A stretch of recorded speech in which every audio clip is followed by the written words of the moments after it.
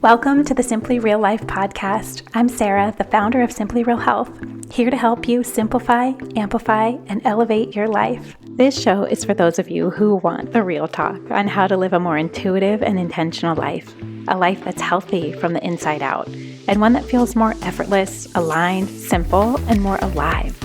We cover it all, from health, wellness, mindset, motherhood, daily habits and rituals, to business and relationships, creativity and growth, and tiny tricks to feeling your best, and the energetics behind it all filled with personal stories, unfiltered conversations, and of course, answering all of your burning questions, all in the way of simplicity and keeping it real, so that you can create your own version of your healthiest life. Let's do it.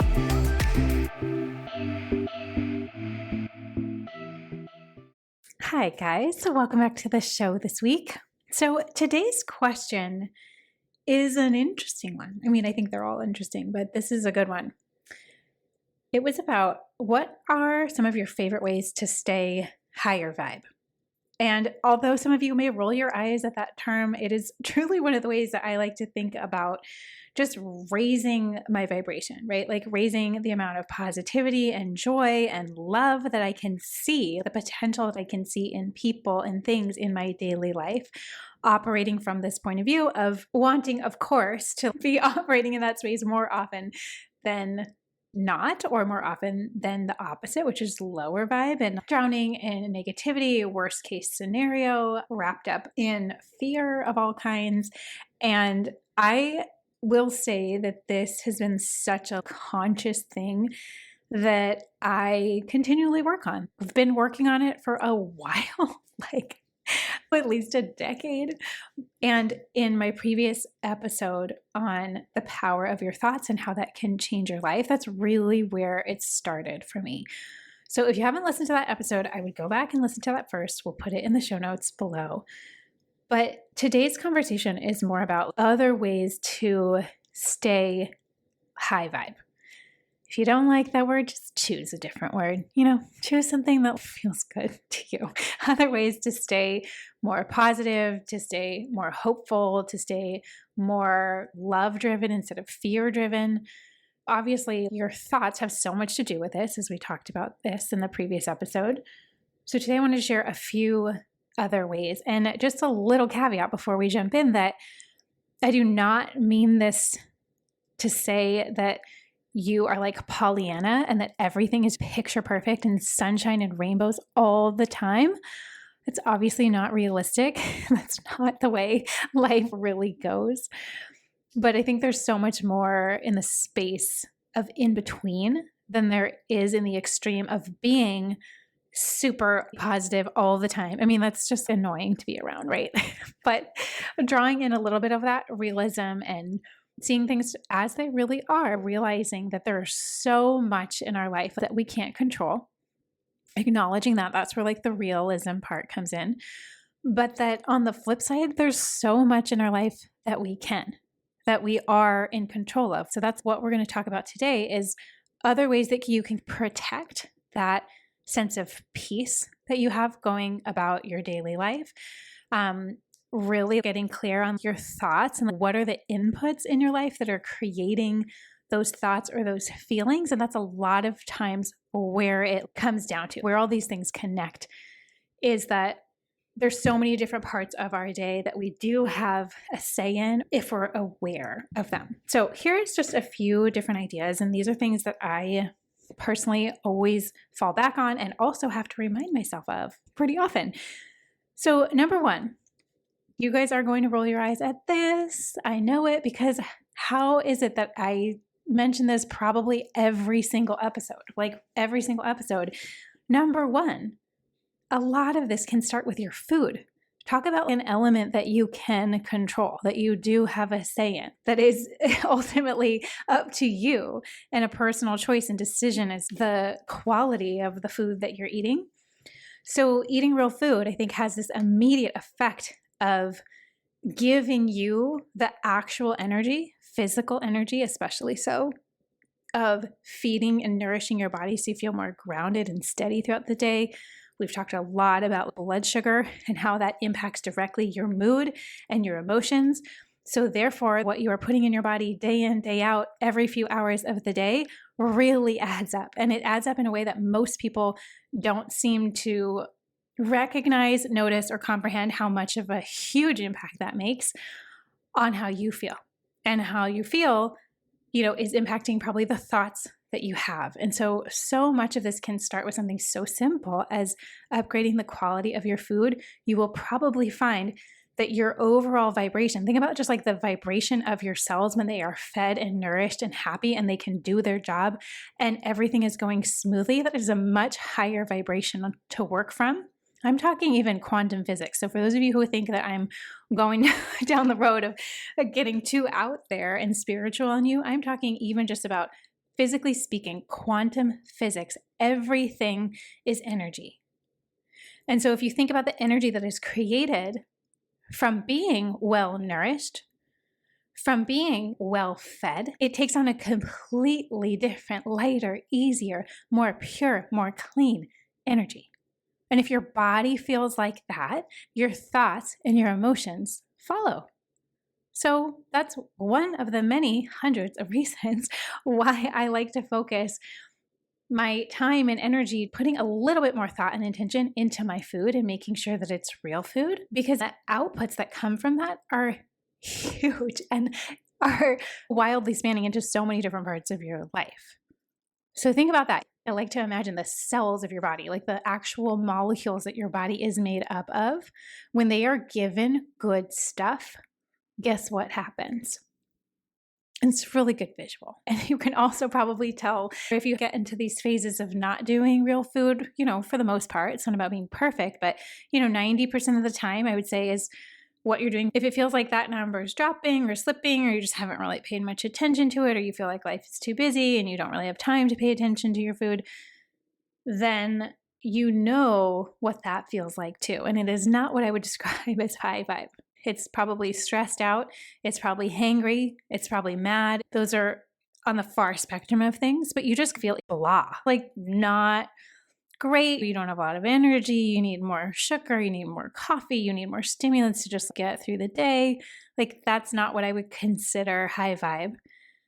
So it's just a good reminder. If you are feeling off or you're feeling a little flat, take a look first at your food and thinking about the quality. Like, is it simple? Is it real? Is it unprocessed food? Like going back to the basics on that, looking at your ingredient labels, you just want to go for the most clean, the most pure, the most simple as you can. Again, not perfection, but that has such an impact on how we feel. Okay, number 2 is being ruthless about what you consume and how and when you consume it. And I mean this emotionally, what you're consuming, like what you're watching for TV shows. What's the content of that? What types of people do you follow on social media? What are your close friends? What are they like? Are they always complaining and their victim mentality and they're like, why do bad things always happen to them? Or they're always in a fear-based mentality. You have to start being ruthless about what you're consuming, because we take on so much of that energy of whatever you're spending your free time, whoever that's with or whatever that's with or whatever medium that's coming from. That has an immediate impact on your own feelings, on your own thoughts, especially so if you have any sort of empath tendencies or qualities, which hand raise high in the air, I sure do. And I think this is why I can speak on this topic so clearly, is that I have had so much experience in, wow, that does impact me. Everything impacts me, so I have to be very intentional and very thoughtful around the types of things and the people that I surround myself with. So whether that means maybe going through on social media, doing an actual inventory, like, is this the type of energy that you want to be consuming? It's almost like eating. Like, is that the type of thing that you want to be putting as an input into your body, into your brain, into your subconscious mind? And so finding people instead that inspire you or that encourage you or that you feel like when you leave an interaction or you leave some type of space with them, and I'm talking even on reality TV, when you turn that thing off, it's like, how do you feel on the inside? Just start paying attention to that. And it's not that you can't do that or that everything you consume has to be this perfect blend of inspiring and uplifting rather than negative, but it's just more often than not, like, what are the balance of those scales? Are they tipping in the favor of an actual helpful thing in your life, or is it, is it life-giving or is it life-sucking? Is it draining or is it providing something, that's making your life better in some way? So that's just another idea, just starting to take some inventory on the types of things that you are consuming, and especially consuming maybe a more regular cadence or base. Okay, number 3 is to get in the practice of doing tiny things daily that help shift your mindset. And I'm talking tiny, like that could be 1 minute closing your eyes just in pure silence, right? Just getting a sense, where's my head at? Where's my energy at? Like, what's going on for me right now? Even that recognition, that time spent with just yourself can be recalibrating. Something else that could be like, maybe it's a tiny meditation. Most of the meditations that I listen to are like 6 minutes or less, absolutely 10 minutes or less, but something that changes your internal state. It gets you reaching for higher thoughts, thinking higher things, thinking about the bigger picture of stuff going on in your life, of what you're wanting to call in versus feeling like you're dragged down in the day-to-day stuff. That could mean a bath at night. It could mean a shower. I mean, there's so many different ways to change your state, none of which that have to be over 5 minutes, but getting in the practice of knowing that you will likely need to do something at least once a day to be recharging that battery. So while there are so many things that are the big inputs day in and day out and over time, we need those micro recharge moments to reconnect ourselves. How are we wanting to approach this? How are we wanting to be thinking? How are we wanting to be doing things? First is the way that our brains are naturally wired, the things that focuses on versus maybe what we want to be more focused on is very different. So finding what those little moments can be for yourself, I think, is so highly important. I will also say, along with this, is doing something to clear your energy every night. Clearing your energy from the day, meaning everything that you took on from other people or circumstances or situations throughout your day, that you have a way of almost like decharging the system, like letting all of that stuff trickle off you. For me, I've always found so much magic in water. So a shower or a bath. Some people, they like to use sage, they use essential oils. Some people, it's just going on a walk around the block or getting some fresh air, or like some sort of routine or ritual where you are taking all of the energy from the day, good, bad, everything in between, and you're letting it slide right off of you so that you don't carry it in your nervous system. You're not carrying it in your energy field. You have to let that stuff go. Otherwise it builds up. And that can be like the starting point of a lot of disease in the body. If carrying these heavy loads or burdens or other people's thoughts, feelings, emotions, stress from the day, having some way to release that and doing that nightly is huge. And I will say even more important if you are an empath or have empathic tendencies. Okay, the last little tip I will say is to keep a pulse on your thoughts, because thoughts are where we're going to find our limiting beliefs, the old stories, all the fear-based things, and just keeping a pulse on it. Asking yourself, is that actually true? Is it factually true? 100% of fact is proven, will happen, will be true. Most often, it's not. It's just these wild and complicated stories that we tell ourselves. So while this is about, of course, trying to minimize or reduce or just soften some of the more negative inputs in our day, it also can be doubled down by focusing more on the things that are positive in your life. So finding people, friendships do feel like they are raising you up, that do feel like they are higher vibration. People, whether you know them in person or not. but like being in their energy. That's why social media can be really cool, right? You can find these people that truly expand what is possible for you and ways that they operate and how they think. And, podcasts are a great example of that. Books are a great example of that, of learning, thinking, growing. Like you're constantly moving forward and reaching for higher and better and more growth-minded people and things and practices into your life.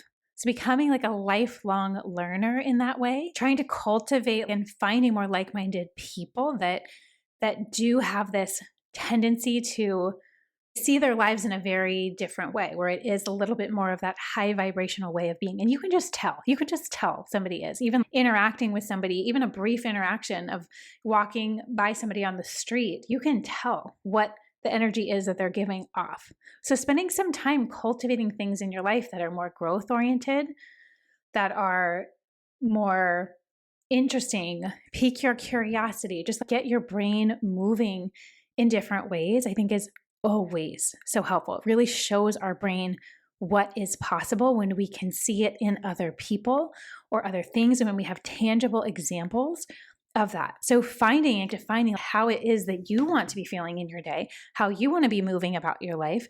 Can you find examples of what that looks like, or different people that are doing that, maybe in a lot of different ways, or people that inspire you? It's so important, I think, to think about that and really be vetting what's going on in our life and who are we around and what are we taking in and who do we see as examples versus going through the default in your life of like, you're just doing things day to day, not really thinking about growth or other things. How can you be lifting yourself up through the day? And not only lifting yourself up, when you do that, you lift and bring other people around you up as well. And thinking about communities like that, and thinking about friendship circles like that, that has such a snowball effect into the world if you want to think that big. But I think there's a lot of things that have to change, or that we have to become aware of at least, in order to start making some of those shifts and some changes. And I think once you do, a lot of the other pieces start to fall into place.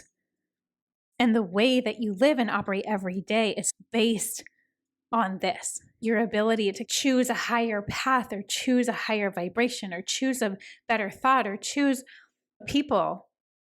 But ultimately, you have to be that yourself in order to be attracting and drawing other people in order to be attracting and drawing in life circumstances and experiences. You need to be that in order to receive that, or see that, or experience that more.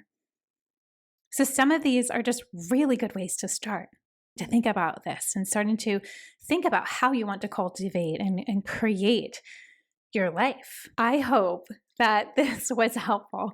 I really think that there's so much here that we could easily overlook. But so many of these things are just tiny things that you can start incorporating in your daily life right now, and just see where it takes you. It's all an experiment, as always. I love you guys so much. Come find me at Simply Real Health on Instagram if you have questions, if you have any comments, anything about this episode or other episodes. I would love to hear from you. Thanks so much, and we'll see you again next week. If you enjoyed this episode and want more like it, make sure you're subscribed to the Simply Real Life podcast wherever you listen to podcasts, and maybe share it with a friend or two. That would mean the world.